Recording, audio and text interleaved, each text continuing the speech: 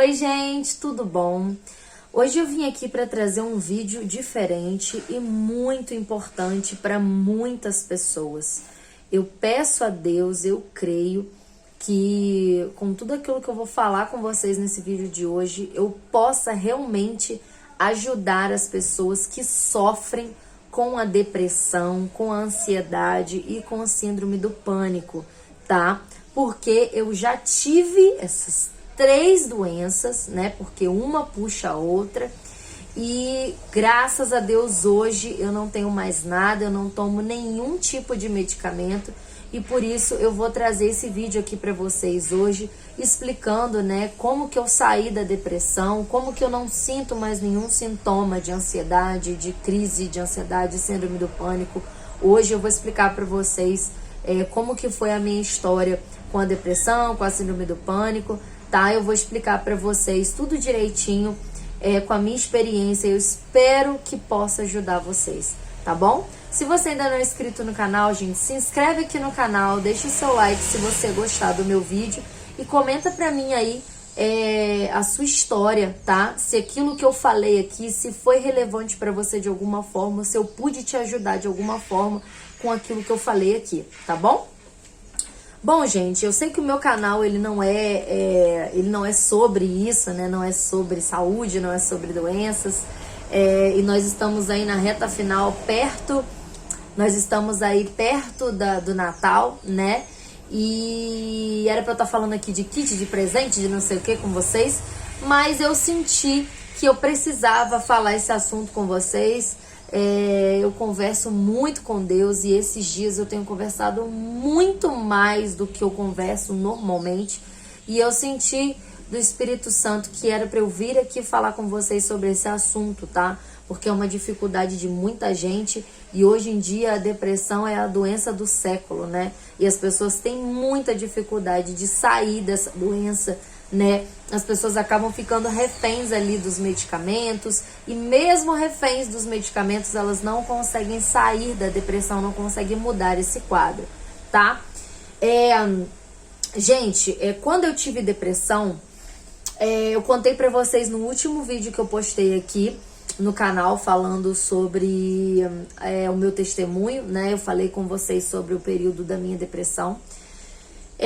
E a minha depressão, ela começou quando eu estava trabalhando, quando eu era gerente de uma loja de imóveis aqui na minha cidade.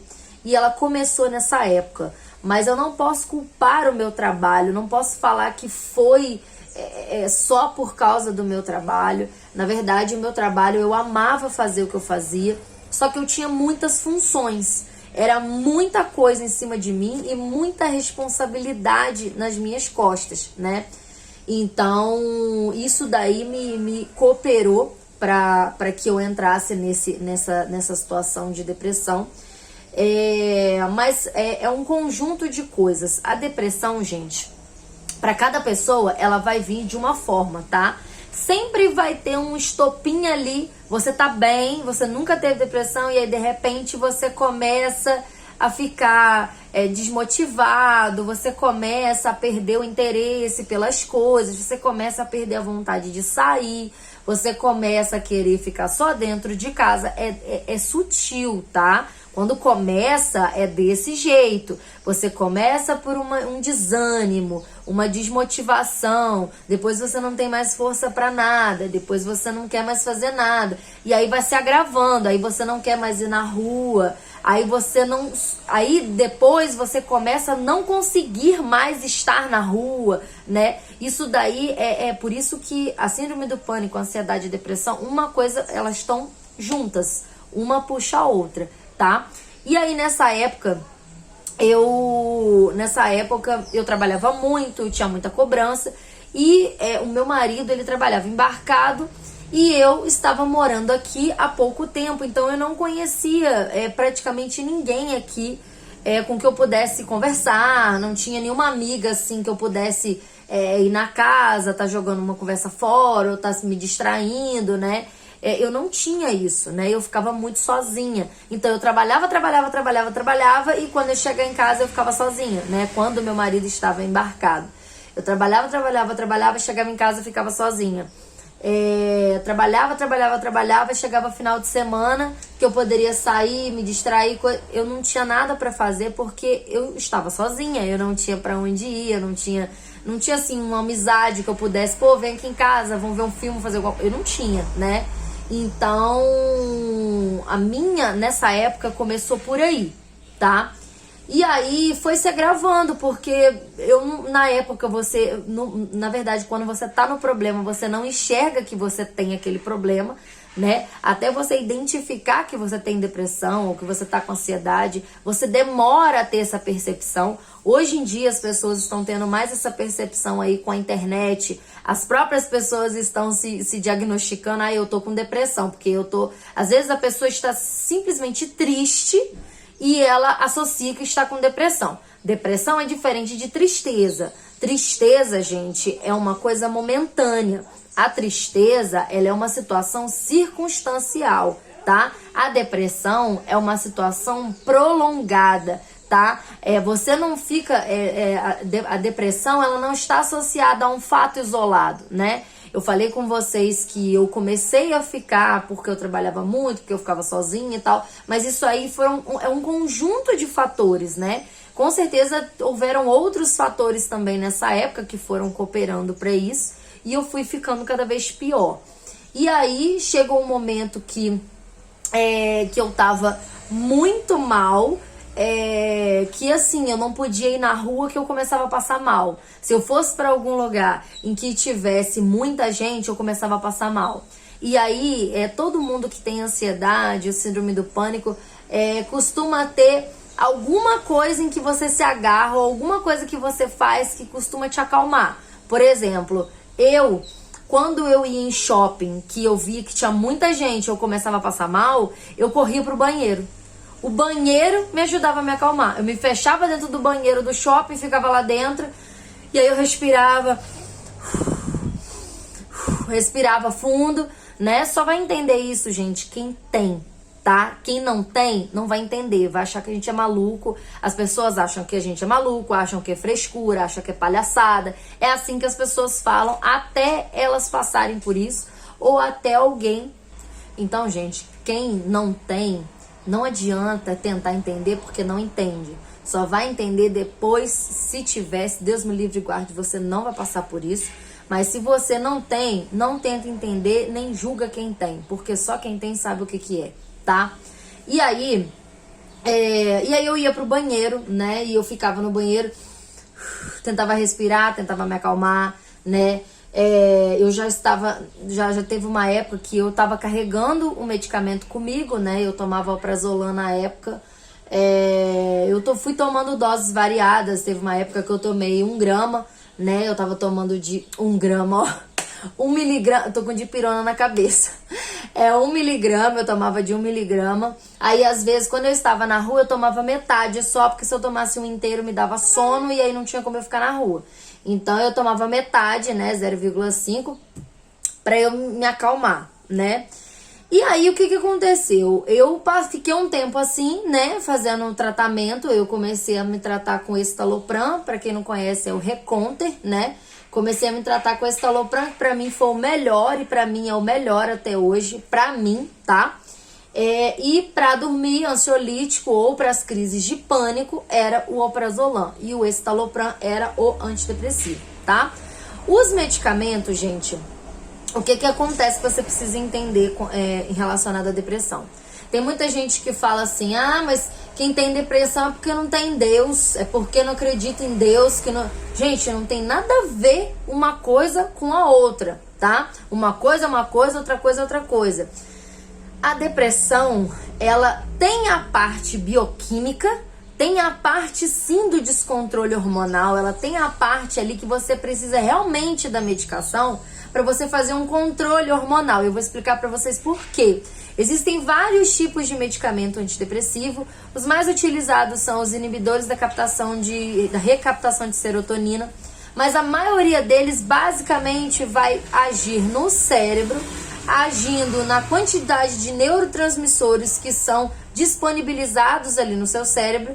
E a serotonina, a dopamina, a adrenalina são hormônios que te dão sensações de te colocar pra cima, né? A adrenalina, ela te coloca pra cima, te dá energia, te dá disposição. A serotonina, a endorfina, são hormônios da alegria, são hormônios, assim, da disposição, são hormônios que normalmente a pessoa depressiva, ela tem um déficit desses hormônios. Então, a medicação, o que ela faz? Você já está com baixa nesses hormônios, porque você não está se estimulando a ter esses hormônios. Como que você não está se estimulando? Você não está fazendo nada que te dê prazer. Você não está fazendo nada na sua vida que te cause prazer, que te faça se sentir bem. Então você está com esses hormônios em baixa. O que são situações que te fazem bem?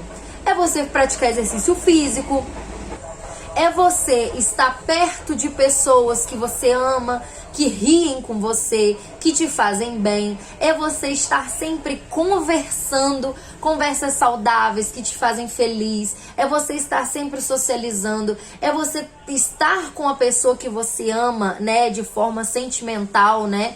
É você estar com alguém, você ter alguém, por exemplo, um namorado, um marido, né? Você, uma esposa, né? Você ter uma pessoa de afeto ali que está com você, porque quando você ama alguém, estar perto da pessoa te faz você liberar endorfina, serotonina.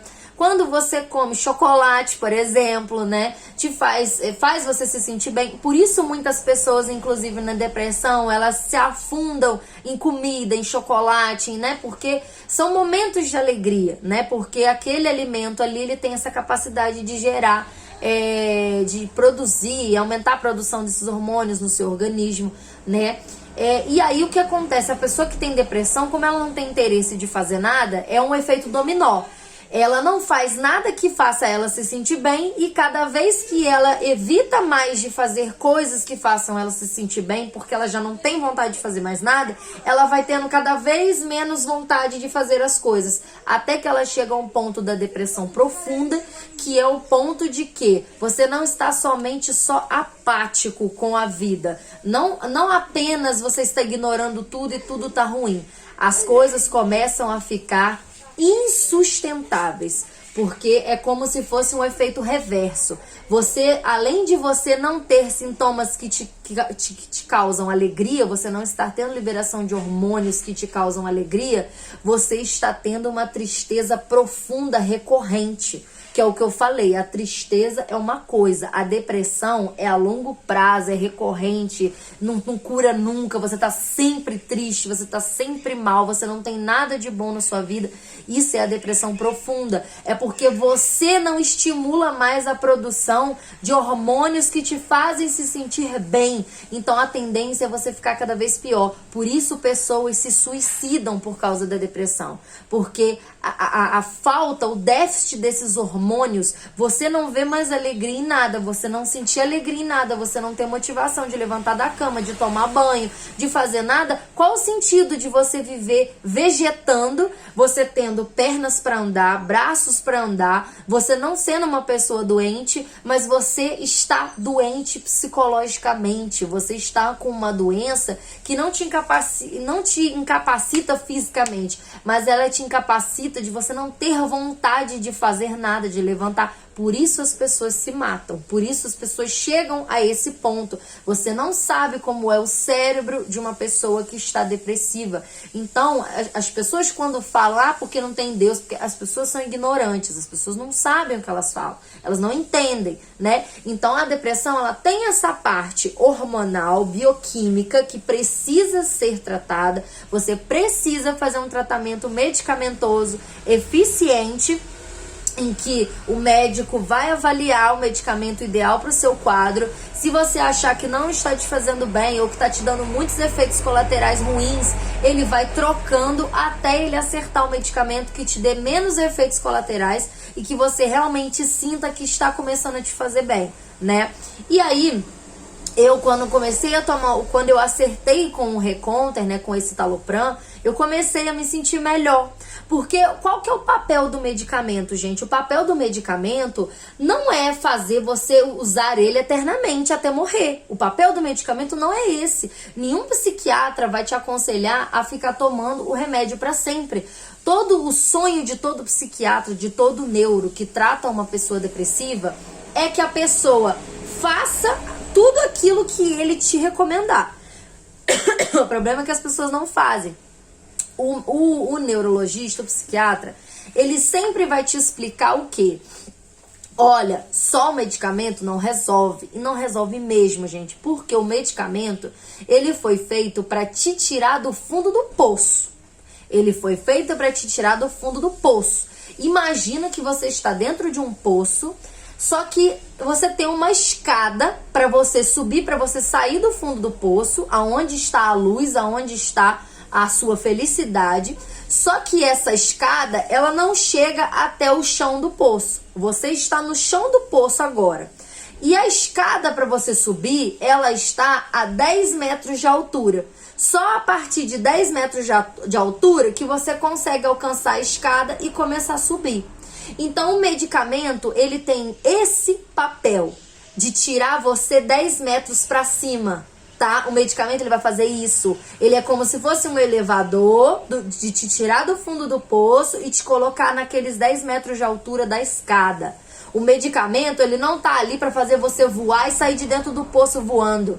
O medicamento, ele tá ali para te auxiliar a sair do fundo do poço. Ele vai impedir a recaptação de serotonina para manter serotonina, dopamina, adrenalina mais tempo no seu organismo, para que você se sinta bem, né? Ele vai atuar nos neurotransmissores. Só que se você não produz serotonina, endorfina para o seu organismo, como é que o medicamento vai manter uma serotonina, uma endorfina que não existe no seu corpo? Porque você não faz nada para produzir aquilo dali. E é aí que tá a parte que você precisa ter força de vontade. Gente, quando eu saí da depressão, eu saí porque, como eu já contei pra vocês no outro vídeo do meu testemunho, quando eu estava fazendo o tratamento, né, da depressão, eu engravidei da minha filha. E aí eu precisei parar com os medicamentos. Eu já estava começando a ficar bem, eu já estava me sentindo muito melhor, né? Essas sensações de, nada tá bom, eu já estava bem, eu já tava bem melhor não, mas eu já estava bem. E aí o que aconteceu? Quando eu engravidei, o meu médico cortou tudo, porque os medicamentos que eu tomava eu não podia tomar nenhum grávida. Ele falou, olha, você vai ter que parar de tomar todos, você não pode mais tomar, você vai, infelizmente, vai ter que parar de forma abrupta por causa da gravidez, você não vai poder tomar mais. E aí eu tive que parar com os medicamentos de uma hora para outra, de forma abrupta, porque eu não podia, eu tava com 6 semanas de gravidez quando eu descobri, e tive que parar com a medicação. E aí eu fui, resolvi ir pro Rio, passar a gravidez da minha filha no Rio, porque lá eu estava sempre tinha alguém em casa, eu não ficava sozinha, eu estava sempre com a minha tia, com a minha avó, os meus primos, a minha madrasta, minha irmã, meu pai, sempre tinha alguém em casa, sempre tinha várias pessoas em casa, né, um vai trabalhar, o outro tá em casa, então eu nunca ficava sozinha, né, a minha avó mora na casa da frente, a minha tia, meus primos também, e o meu pai mora na casa de trás, a minha madrasta e minha irmã, então eu nunca tava sozinha, né, e isso me ajudou muito, isso foi muito bom.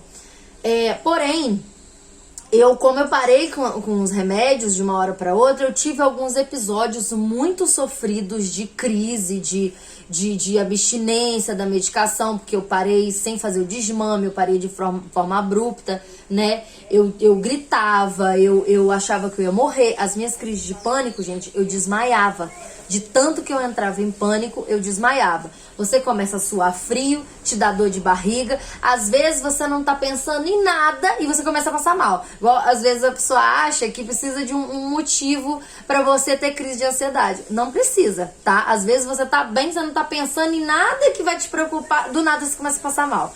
Isso aconteceu comigo várias e várias vezes, gente. Várias e várias vezes eu tinha crise do nada, sem ter visto nada, sem ter me assustado, sem ter nada, do nada, eu começava a passar mal. E aí, eu sofri muito, tive vários episódios desse de estar na rua e aí de começar a ter crise de pânico. E aí quando eu tinha crise, os meus olhos ficavam tudo preto, eu com os olhos abertos, eu não enxergava nada. E aí que vinha o desmaio, né? Só que grávida não podia desmaiar, né, gente? Eu tive um episódio, inclusive, que assim que eu fui pro Rio, eu comecei a fazer o acompanhamento com outro psiquiatra lá, né? Porque o meu neuro era daqui. Mas como eu tava no Rio, eu tive que fazer acompanhamento com outro médico lá, com o psiquiatra lá e com a minha obstetra junto. E aí, esse psiquiatra, gente, ele foi uma bênção na minha vida. Ele me ajudou muito, muito, muito, muito, né? De acordo com a minha obstetra, a minha obstetra, ela tentou que eu tomasse a fluoxetina, porque o escitalopram que eu tomava, que era o antidepressivo, eu não podia tomar mais. E aí a minha obstetra, ela tentou a fluoxetina, porque a fluoxetina eu poderia na gravidez. Mas a fluoxetina me fez muito mal, muito mal. Eu gritava, eu não aguentava tomar aquele remédio. Não tinha como eu tomar aquele remédio, não tinha. Eu achava que ia morrer o tempo todo, não tinha como eu tomar. Então eu não pude tomar nenhum antidepressivo, porque o único que podia me fez muito mal.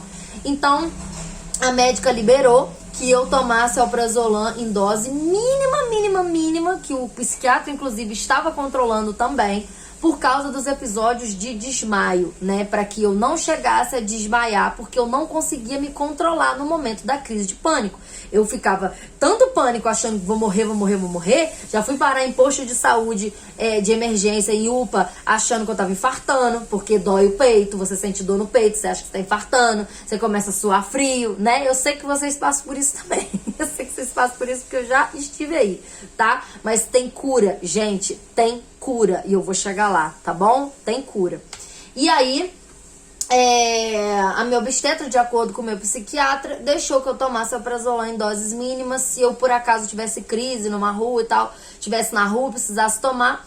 E aí teve um dia que eu grávida, já tava com barrigão de 6 meses. A minha barriga era muito grande, gente. Eu tinha muita água. As minhas 2 gravidezes eu tinha muita água. Minha barriga era imensa. Eu com 6 meses parecia que eu tava de gêmeos com 9. Minha barriga é muito grande. E aí eu inventei de visitar uma amiga minha que tinha chegado do Texas, que tinha estudado comigo na época que eu morava no Rio. Essa amiga minha foi fazer um intercâmbio no Texas e ela tava no Brasil. E eu queria visitar ela e eu tava grávida. E aí eu peguei um ônibus, porque era um ônibus só da minha casa até a casa dela. Eu tava grávida, fui sozinha. Peguei um ônibus, eu tava com a alprazolam na bolsa. Só que cada vez que eu ia na consulta com o psiquiatra, ele conversava comigo e ele conversava muito comigo. E engraçado que a primeira vez que eu entrei no consultório dele, eu nunca tinha ido num psiquiatra. Eu ia no neuro. E no consultório do psiquiatra é muito estranho, porque na porta tá escrito assim: proibido entrar com anel, brinco, pulseira, metais afiados. E eu comecei assim a pensar: meu Deus, eu tô ficando louca. Eu tô vindo tratar com médico de louco, de pessoa louca, e eu tô ficando louca, porque eu não posso entrar com... Olha onde eu cheguei. Eu pensei assim, olha o ponto que eu cheguei. Gente, aquilo foi chocante pra mim. Eu tô rindo agora, mas eu tô rindo de nervoso. Olha o ponto que eu cheguei de entrar no consultório de um médico, que eu não posso entrar de brinco, que eu não... Gente... É pra pessoa que realmente tem esquizofrenia, né? Esses tipos de doença, assim, que a pessoa tem visões e tal. Então, realmente é um resguardo dos médicos. Mas aquilo ali me abalou, né? E aí, tirei brinco, tirei tudo, entrei. Olhei pra cara do médico, tinha uma cara de cético. Tinha uma cara de ateu. Sabe aquele médico esquisito, com cara de ateu? Ele era um cara mais velho, ele era um senhor. Falei, o que eu tô fazendo aqui, meu Deus do céu? E eu não levei na fé esse homem não, gente. Eu achava esse homem estranho, eu nem queria voltar lá. Mas no primeiro dia que eu fui lá, ele conversou comigo e ele era um médico excelente, assim, de competente, sabe? E ele conversou comigo: olha, você não pode tomar porque você tá grávida, mas a gente vai conseguir, eu vou conseguir te ajudar, mas você tem que fazer as coisas do jeito que eu falar. E aí, beleza. Ele me passou a dosagem que eu poderia tomar de alprazolam em caso extremo, uma dose mínima, né, de 0,5. E aí ele falou, você vai tomar de tal forma, né? Aí eu tomava, por um tempo eu tomei todo dia, depois... E aí, por um tempo ele mandou eu tomar só uma dose, depois quando eu voltei, ele mandava eu tomar só metade, depois só metade dia sim, dia não, até... chegar no 8º mês da minha gravidez e ele tirar o meu medicamento completamente, né? Porém, ele nas últimas consultas, ele foi me explicando como que funcionava a questão da crise de ansiedade, coisa que eu nunca vi nenhum médico fazer. E ele falava comigo assim, olha, quando você estiver passando mal, bebe 2 copos de água cheios, bem devagar. esse vai ser seu remédio. Você vai pegar 2 copos de água. E se você estiver na rua, ó, que você vai ter sempre, ó, garrafinha de água. Você vai ter sempre uma garrafinha de água com você. Se você... E até hoje eu sou assim, gente, garrafinha de água. Se você começar a passar mal, você vai tomar 2 copos de água bem devagar e bem cheios. E você vai respirar fundo, sem pressa nenhuma. Você vai parar o que você está fazendo e você vai puxar o ar bem fundo e soltar bem devagar. E ele me explicando. E ele falando, eu preciso que você faça esse exercício porque o momento que você está na crise de pânico, você acha que você vai morrer, você acha que vai acontecer alguma coisa, mas não vai acontecer nada. Você precisa entender que isso é uma crise, que você está em pânico, mas isso vai passar. Daqui 20 minutos isso vai passar e você vai ficar bem. É isso que eu preciso que você entenda. Não vai acontecer nada com você. Você está sendo cuidada por médicos. Você não fica sozinha. Seus exames estão bem. Você está bem. Seu coração está bom. Seu bebê está bem.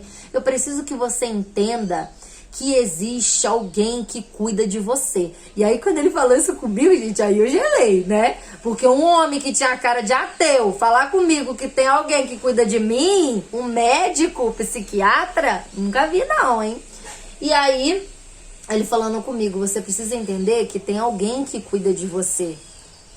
Você precisa acreditar que tem alguém que está sempre cuidando de você. Gente, quando aquele homem começou a falar comigo, como se fosse Deus sentado na minha frente falando comigo, eu comecei a gelar. Eu tinha ido naquela consulta... pedindo a Deus, acho que nessa consulta, se eu não me engano, foi a última consulta que eu sabia que ele ia tirar o meu medicamento todo, porque eu já tava tomando só metade de assim, dia não, ele ia tirar o medicamento todo. Eu já sabia que ele ia tirar naquela consulta, né? E aí ele falou comigo, você vai aprender a se controlar sem o remédio, você não precisa do remédio mais. Você não precisa. Você precisa entender que você tem o controle da sua mente. Você precisa falar para você mesma que você não tem nenhuma doença, que você não vai morrer, que não vai acontecer nada. Você está bem e você vai melhorar. É isso que você precisa falar para você mesma. Você tem que ter o controle da sua mente. Você vai falar para você, cara, se acalma, respira, você tá bem e não vai acontecer nada. Se acalma. Deus está com você. Deus está aqui. Deus tem o controle da sua vida. E aí eu comecei a entender, gente, como se fosse um mantra para mim isso. Eu entender que no meu momento de aflição, eu recorresse a Ele, ao meu Deus, e que eu fizesse aquilo que o médico falou. Bebe a água, bebe 2 copos de água, bebe água devagar e respira e pensa devagar. Você vai pensar, não vai acontecer nada comigo, eu tô bem, tá tudo bem, daqui a pouco essa aflição vai passar e eu estou bem. É isso que você precisa entender. Você que tem crise de pânico, você já sabe que você já teve crise de pânico várias e várias e várias vezes. Você morreu em alguma delas? Você que tá me ouvindo aí. Às vezes que você teve crise de pânico, você morreu em alguma delas? Não, você não morreu e você não vai morrer. Isso é um sintoma que o seu organismo faz, que se chama luta e fuga. Quando você se apavora, você faz uma descarga de adrenalina no seu organismo para um caso de luta, para um caso de você precisar se defender, para um caso de você se apavorar com alguma coisa. Então, é uma reação do seu organismo a uma reação sua. É ação e reação. O seu organismo reage àquilo que você sente, àquilo que você pensa. Então você tem que mandar na sua mente, no seu organismo, e você tem que ter força de vontade e falar, cara, se acalma, tá tudo bem, eu não vou morrer e eu vou melhorar. E começa a respirar fundo, sabe por quê? Quando você se apavora na crise de pânico, você fica... eu vou morrer, meu Deus, eu vou morrer, tô infartando. Aí, quando isso acontece, o que acontece? Você começa a respirar errado, sua mente começa a bugar, porque não vai oxigenação suficiente para o seu cérebro, por causa de você estar respirando errado, não vai oxigênio suficiente para o seu cérebro. E aí você começa a pensar, você não começa a não conseguir raciocinar, seu cérebro começa a bugar, seus pensamentos embananam, por isso que a gente desmaia, porque a gente causa isso no nosso organismo, porque a gente se apavora. Então você precisa se acalmar para que o seu organismo entenda que você não está em luta-fuga. Você está bem, está tudo bem com você. Aí o seu organismo se estabelece e você consegue sair da crise. Você precisa ter esse controle. E aí, gente, depois que eu aprendi isso com o meu psiquiatra, que eu comecei a exercitar, você tem que ter força, você tem que pensar, cara, eu sou uma mulher forte, eu sou um homem forte, eu não vou me deixar abater por causa disso. Eu não vou deixar que uma crise de ansiedade me bote desse jeito. Eu não quero viver dependente de remédio, eu não quero viver dessa forma, perder o controle de mim mesmo. É isso que você precisa entender. Você precisa retomar o controle do seu organismo, da sua mente. É você que manda em você mesmo. Você tem que se motivar. E é aí que entra, gente, a parte que o meu neuro mesmo sempre conversava comigo assim. Graças a Deus eu tive muitos bons médicos que foram... que foi Deus que me direcionou, sabe? E Deus vai dando as palavras para eles conversarem comigo. E a parte de Deus, que Deus fez sobrenatural comigo, né? O que acontece? Como eu já expliquei para vocês, o medicamento, ele não tem o poder de fazer você voar para fora do poço. Ele tem o poder de te levantar até os 10 metros onde está a escada. Mas você que precisa colocar a mão e o pé na escada e começar a subir. Como é que você faz isso? Você precisa se esforçar e começar a fazer coisas que te deem prazer. Por exemplo, quando eu comecei o meu tratamento, o meu médico falou comigo assim: Bianca, o que você está fazendo hoje? Você faz um curso, você faz faculdade, você trabalha, como é que é a sua rotina? E eu falei com ele, no momento eu só trabalho, né? Na época, acho que eu tava trabalhando ainda na época, ou não tava trabalhando mais, não lembro se eu estava trabalhando ainda. Mas ele falava, mas você, o que mais que você faz para se distrair? Você precisa ocupar a sua mente. Você precisa estar sempre fazendo alguma coisa que te ocupa. Porque, gente, vocês já ouviram o ditado que fala que mente vazia é oficina do diabo? Exatamente isso. Porque quando você tá à toa, quando você não tem nada para fazer, a tendência é essa, você ir perdendo, você ir tendo esse déficit hormonal de situações de alegria, de situações, você ir ficando apático, sem fazer nada. Quanto menos coisa você faz na sua vida, mais você aumenta a sua depressão e a sua ansiedade. Outra coisa que te deixa extremamente ansioso, celular, tempo todo em celular, tempo todo no Instagram, o tempo todo vendo a vida dos outros. Para com isso. Isso aumenta muito. Por que nós somos a geração da depressão, o século da depressão? Por quê? Porque as pessoas estão, igual um zumbi. Se bobear, até cai na rua, toma tombo aí, porque tá olhando pro celular, não tá olhando pra onde tá andando na rua. Gente, você ficar prestando atenção no que o outro está fazendo, como eu já falei com vocês aqui no canal, gente, se você ficar vendo a abertura de caixa de outras pessoas, está te fazendo mal, está te fazendo comprar desenfreado, está te deixando desmotivado, para de ver a abertura de caixa dos outros. Para com isso. Porque se você ficar vendo o que o outro faz, está te frustrando porque você não pode fazer, para de ver o que o outro está fazendo. Para com isso, vai ver outras coisas, vai ver um vídeo em que a pessoa te motiva, vai ver uma pregação, vai ouvir um vídeo motivacional, vai ouvir uma música que te bota pra cima enquanto você faz uma limpeza, vai dar uma faxina na sua casa, bota músicas que te botam pra cima, né? Bota um louvor, canta com Deus, bota músicas alegres que te botam pra cima, que te deixam feliz, que te deixam alegre. E, gente, que eu aconselho pra vocês, se você hoje, por exemplo, você trabalha em casa, mas você não faz nenhuma outra atividade, eu te aconselho, procura um curso pra você fazer, pra você ocupar sua mente. Busca um curso que te agrada. Por exemplo, você só trabalha, aí chega à noite e você não faz nada, fica só dentro de casa, trabalha no emprego que às vezes você não gosta de fazer, mas você tem que fazer porque você precisa de dinheiro, né? Por que você não pensa assim, pô, vou pegar uma parte do meu dinheiro, do meu trabalho que eu faço, que eu não gosto de fazer, eu vou pegar uma parte dele e vou investir num curso de alguma coisa que eu gosto de fazer.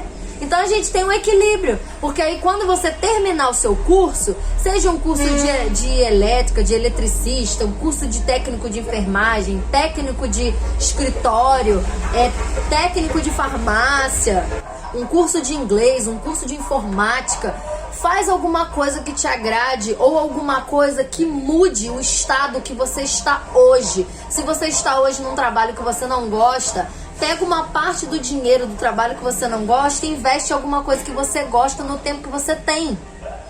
Se você gosta, por exemplo, Bianca, agora eu não posso fazer curso nenhum, não posso fazer nada que eu vá gastar dinheiro.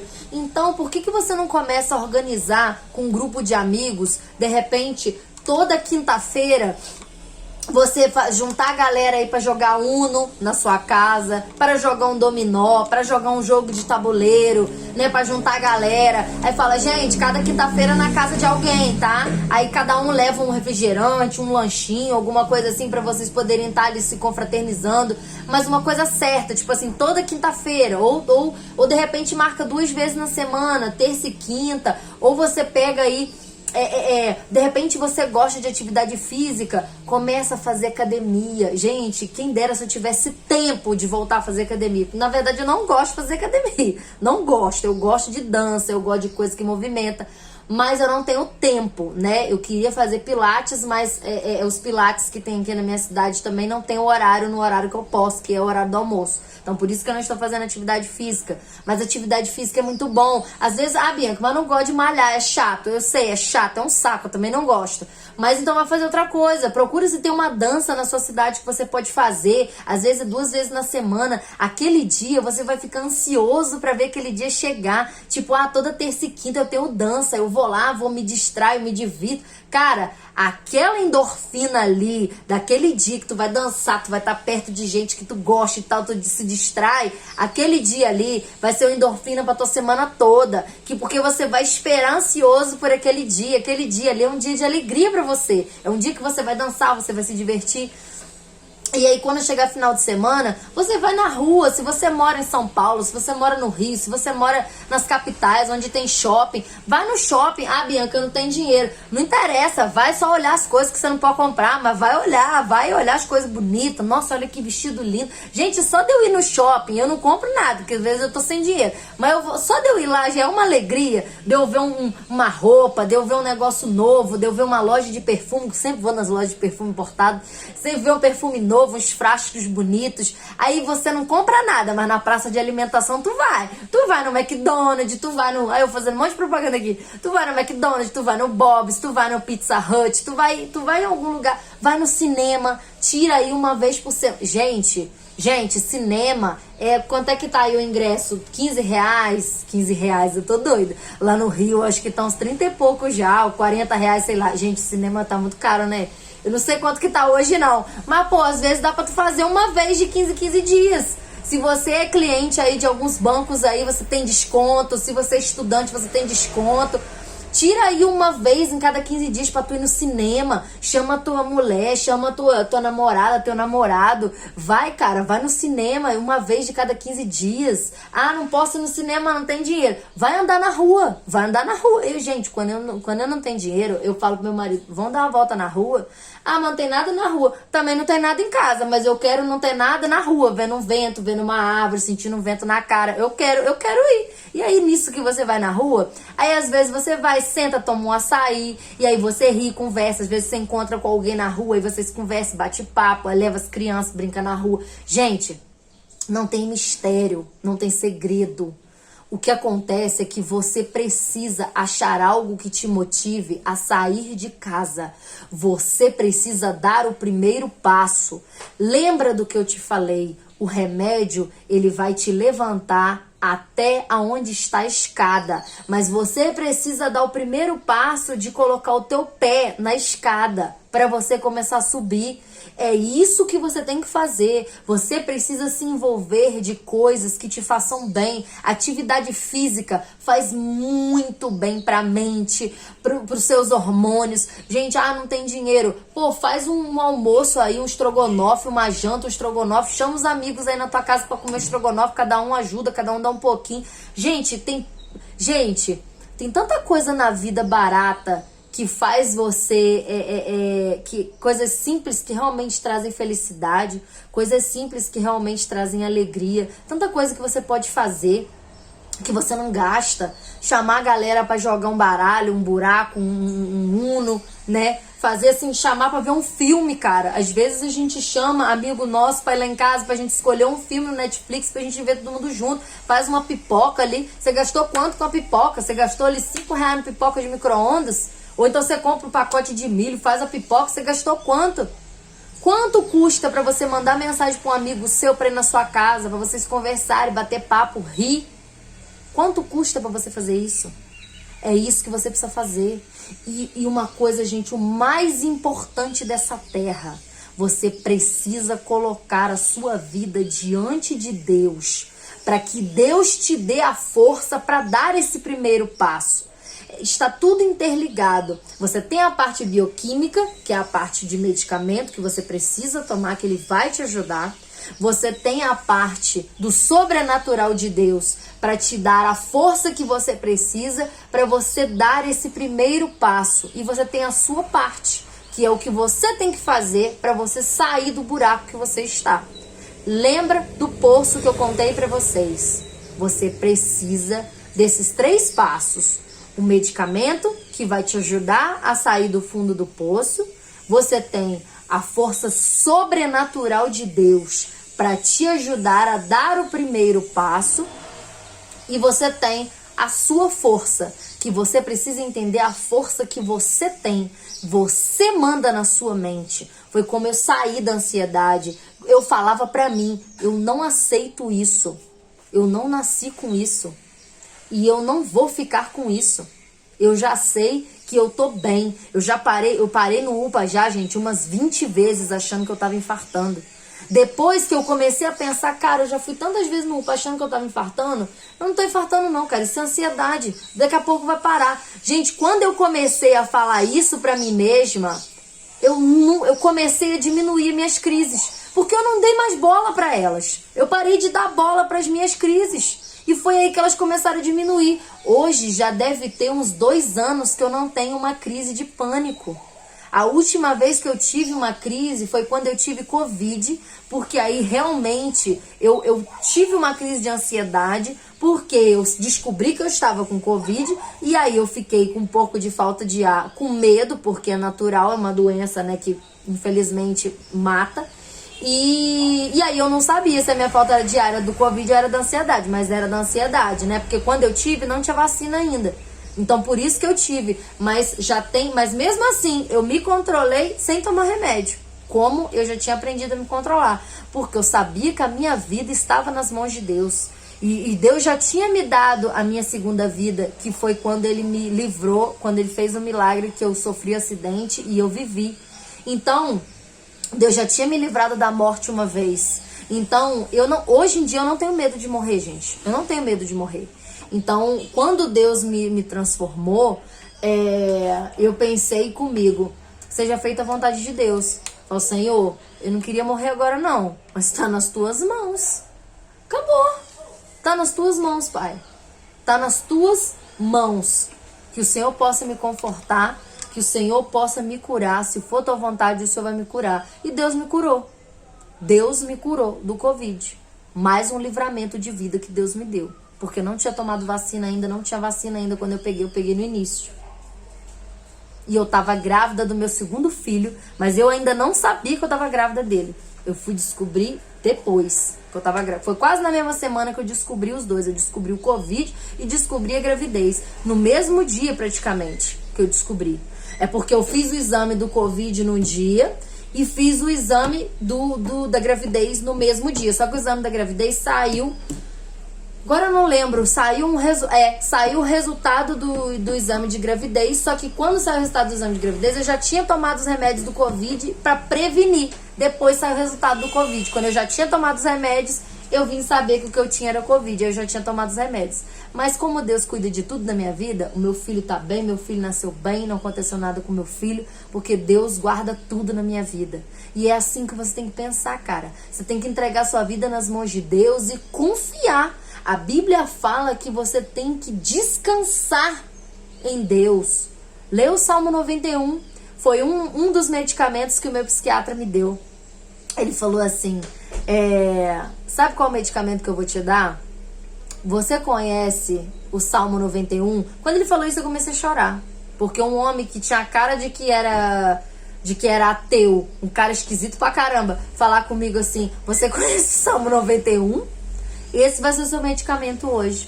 Você vai ler o Salmo 91 pela manhã e se revestir de Deus pela manhã. E vai tomar, né? Como se fosse outro remédio. Vai tomar outra dose de Salmo 91 à noite antes de você dormir.